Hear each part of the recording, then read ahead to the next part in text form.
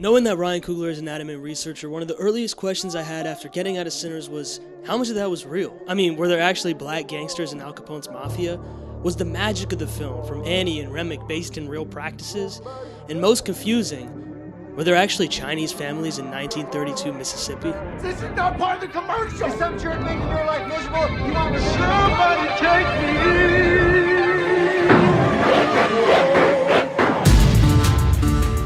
I think the easiest way to organize this video is by characters. I want to start with the protagonists of this film, Smoke and Stack. With the south side of Chicago the hub of black culture that it is today, it's no surprise that this was true in the time of Sinners and even about 3 decades before that. By 1920, 90% of Chicago's black population was concentrated on the south side, defined by 12th and 39th Streets and Wentworth Avenue in Lake Michigan. Much like the stories we hear of Harlem during the Black Renaissance, the south side metropolis was a city within a city, with more than 300,000 African Americans, policemen, firemen, aldermen, and precinct captains, state representatives, doctors, lawyers, and teachers. And if every aspect of society was filled with black folks, so was the underbelly. The first gangster was John Mushmouth Johnson, who started his saloon and gambling house in 1890. One of the most important things to note about this period in sort of broader American urban history is this is the political machine era, my favorite era to read about. The rapid growth of American cities in the 19th century created huge problems for poorly structured city governments. In those conditions, political machines built a loyal voter following. These so-called bosses ran their towns by controlling unions or immigrant groups. They made plenty of cash from this process, but their power came from the most important resource in a corrupt democracy: votes. Any gangster had to reckon with and pay off the local political bosses, including our friend Mushmouth Johnson. But Johnson knew that the Democrats and Republicans were a bullshit distinction, and nobody cared about him or his people. So not only did he pay off bosses of both parties, but he also sold protection to the Chinese casinos and opium dens, and built a Baptist church and nursing home for Chicago's first generation of black elders. Pony Moore, Robert T. Mott, Samuel Snowden, and Henry Teenan Jones were some of the other key figures of this period. Things changed with Prohibition, the booming of Chicago's 22nd Street brothels, and the birth of jazz, bringing a period of greater racial harmony as black kingpins monopolized access to illegal goods and services. Unlike other cities where white men not so secretly sat atop the black jazz clubs, these spots were black owned and black operated. In 1925, when Al Capone succeeded Big Jim Colosimo, he planned to take over the black vice lords in the Second Ward. As crime and government were entwined, these vice lords pressured local bosses in their pocket to prevent this. The Mafia would leave the south side to black gangsters as long as they stayed out of their moonshine business. So, although there's little evidence that I could find for black gangsters working directly with Scarface during his reign in Chicago, there is one example of black-Italian cooperation. Chicago mobster Anthony Giancana collaborated with Big Ed Jones after becoming prison buddies. But this collaboration only backfired for Big Ed, forcing him to run away to Mexico after being kidnapped, as their work together broke the unspoken rules between cops and criminals. In Sinners, Smoke and Stack steal from their former employers and run off to the south. So maybe there's some inspiration, but even if there isn't, there's a rich history of conflict, collaboration, and coexistence with the Black Mafia and the Italian Mafia in the south side of Chicago. Since Coogler is the mind behind Black Panther, he has a lot of experience with depicting African religions on screen. And this is no easy task, especially because many of these traditions have been destroyed, and efforts to destroy them extend centuries back. As the Met describes, Yoruba peoples have one of the highest incidents of twin births in the world. As a result, twins are regarded as extraordinary beings protected by Sango, the deity of thunder.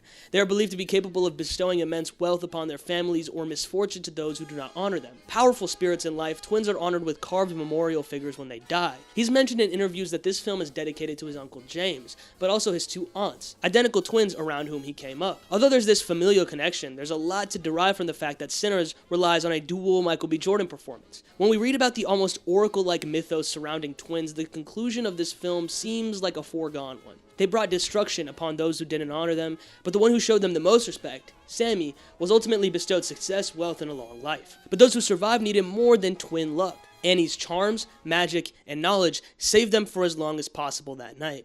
So what's myth and fact in the depiction of Hoodoo? Phrases like "got my mojo back" and "bad juju" both entered English through the usage of the words in blues music from the likes of Willie Dixon and Muddy Waters. Mojo refers to a magic charm or spell, and the Gullah Geechee term Moko, which translates to witchcraft, helped etymologists understand this word's origin. The word is likely derived from the West African mojuba, meaning prayer. At the same time, juju comes from terms used by the French to describe West African and particularly Yoruba originating charms. Although hoodoo and voodoo sound similar and they derive from similar regions, as ethno-religions of enslaved peoples from the same areas, they are separate. Slaves from West Africa brought their traditions and beliefs into Haiti, and that system of voodoo arrived in America most predominantly through New Orleans. Mojo bags can also be referred to as Gris due to its origin in Vodou. These two terms have basically become interchangeable, it's just that Gris comes from Creole. So, what goes into a Gris or Mojo bag? Herbs known for their magical properties, the bones and teeth of deceased animals, sticks, stones, and roots such as Hazzard-Donald the Conqueror can all be used in modern Gris bags. Lucky charms, four-leaf clover, silver dimes, personal objects, and other items that resonate with the maker of the bag can be included too. The more intimately personal the object added, such as hair and fingernail clippings, the greater the bag's effectiveness. This root, Hazzard-Donald the Conqueror, was a super interesting rabbit hole to go down when I was researching. I'm not going to go too deep into it here, but basically, he's the prince of a Congo king who was enslaved, and this root is named after him. In the lineage of West African tricksters, Hazzard-Donald always outsmarts his enslavers. Whether these stories originate from other figures in West African stories remembered by Black Americans, or are an Africanization of European stories is difficult to determine. That's why, as I researched this section, I couldn't help thinking about how much is lost because historians don't take Black oral traditions seriously. I'm just complaining into the void, but I hope that someone out there is interested in properly updating the historical and linguistic records. I mean, I'd sure as hell appreciate it. Just as Annie's magic arise from the morphing and evolution from the Middle Passage, Remic's magic and vampiric origin comes from the English colonial process on Ireland. In this comparison, vampires at the center of a colonial relationship goes all the way back to the illest vampire of them all, Dracula. Written by Irish author Abraham Bram Stoker, scholars have long seen the themes of colonialism in the formative fundamental text of the vampire genre. In his article for the Cambridge Journal of Postcolonial Literary Inquiry, one of my favorites, Calvin W. Keogh points out that although Ireland experienced all the hallmarks of colonialism, conquest, dispossession, exploitation, genocide, and loss of culture, the Irish are not often appreciated as quote-unquote post-colonial. The term metro-colonial has been used to describe this dynamic, not only in Ireland, in which the people are at once agent and object, participant victims of Britain's far-flung imperial mission. Put simply, it's the same as Remic. His culture has been obliterated by English colonization, but he continues on to steal and appropriate from Sammy. The metrocolonial vampire that shifts between the center and periphery of empire is both Anglo and Gaelic Irish, both of the ascendancy and of the underclass. These ambivalences work to destabilize the essences of class and race upon which imperialism depends. He's been turned to a vampire, cursed to everlasting torture, but that doesn't stop him from biting another. In 1869, white plantation owners held a convention, the Chinese Labor Convention, to discuss the potential of Chinese immigrant labor as a replacement for slaves. It was argued that whites were too fragile for the harsh climate in the South, and blacks were too lazy and radical. Not only were Chinese constructed to be the ideal cheap laborers for the southern plantations, but laborers from rural China were preferable to city dwellers. As the mechanics of global capitalism were already bringing Chinese migrant laborers to the West Indies, the logic of these plantation owners wasn't as random as you may think it was, but actually aligned with all that pseudoscience race bullshit of their time. The plan of importing Chinese to the South eventually failed due to a lack of financial support, as well as the growing xenophobic sentiments culminating with the 1882 Chinese Exclusion Act. Nonetheless, in the brief window of time between the convention and the Exclusion Act, Chinese immigrants ended up in the South, but under different circumstances. A Mr. Wong was the first to settle from San Francisco to New Orleans, and his arrival in Mississippi in 1875 was some 25 years after the first Chinese migrated to California during the Gold Rush. News of his success spread to other Cantonese both in California and in China, until 65 years later, there are over 300 Chinese stores in the Delta. In many instances, the stores were passed from father to son. The men would actually leave the Delta region for a trip home, where they would be married, have children, and then return alone to the United States. Interestingly, this describes the initial attitudes of Chinese Deltans at the turn of the 20th century, but by the 1930s, like in Sinners, a family like Grace and Bose would have been far more possible. They were likely both raised in the Delta, perhaps born in China and brought over to take over Bo's father's store, and the preference of a son raised with Chinese education may have declined as the second-generation immigrants further assimilated. This change also arose from struggles in China, resulting in many of these men changing their perspective on coming to America to a permanent one. These growth strategies, along with the difficulty for black people to own businesses, spelled prosperity for Chinese store owners. In fact, contrary to the West Coast xenophobia, these Chinese immigrants were initially permitted into white spaces. After all, the Jim Crow system failed to account for anyone outside of the biracial paradigm.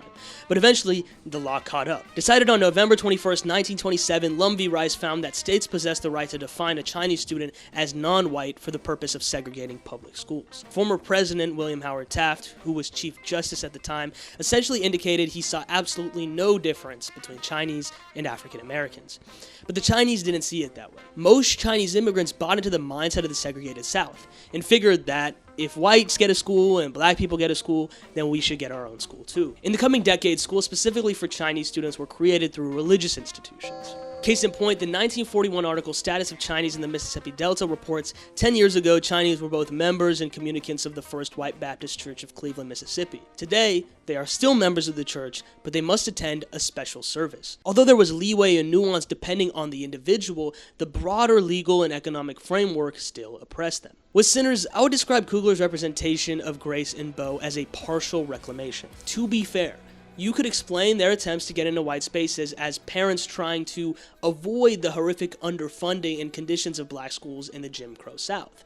But it's undeniable that immigrants take on racist attitudes in an attempt to immerse themselves in the upper castes of whatever their newest society may be. I mean, us brown people own plenty of stores in America, much like the Chinese did in the Delta, and you can't deny that many of us want to be white and treat black customers like shit. Nonetheless, Ryan Coogler is from the Bay, a region of the United States with perhaps the most love shown between Asian and black communities. With the Chinese American shop owners, Coogler draws a line from the earliest encounters between emancipated black people and Asian immigrants, favoring a narrative of unity that looks ahead rather than pointing fingers in the past.